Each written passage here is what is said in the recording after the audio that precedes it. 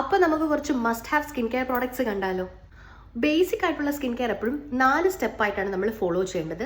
CSMS: cleanser, serum, moisturiser and sunscreen.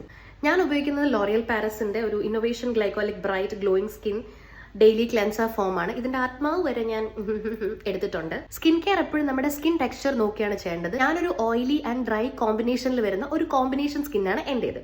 So next step is serum. ഞാൻ ഇപ്പോൾ ഇവിടെ ഉപയോഗിക്കുന്നത് കോസാറെക്സിന്റെ സ്നെയിൽ മ്യൂസിൻ എസൻസ് ആണ്. കുറച്ചുകൂടെ കോസ്റ്റ് എഫക്റ്റീവ് ആയിട്ട് ഏതെങ്കിലും നല്ലൊരു ബ്രാൻഡിന്റെ വൈറ്റമിൻ സി സിറോ അല്ലെങ്കിൽ ഹൈലറോണിക് സിറം ഒക്കെ നമുക്ക് യൂസ് ചെയ്യാൻ പറ്റും. തേർഡ് സ്റ്റെപ്പ് ഓഫ് CSMS എന്ന് പറയുന്നത് മോയ്സ്ചറൈസർ ആണ്. ഞാൻ ഇവിടെ ക്ലിനിക്കിന്റെ ഒരു മോയ്സ്ചറൈസർ ആണ് എടുക്കുന്നത്.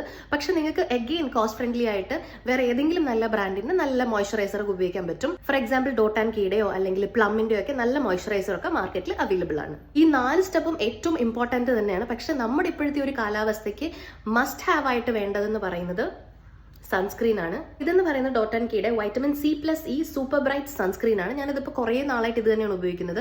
ഇത് കുറച്ചുകൂടി അഫോർഡബിളും ആൻഡ് നല്ല പെർഫോമൻസ് തരുന്ന ഒരു സൺസ്ക്രീൻ ആണ്. ഓൾസോ സ്കിൻ കെയർ നമുക്ക് ഒരു ദിവസം 2 പ്രാവശ്യമായിട്ട് ചെയ്യാം.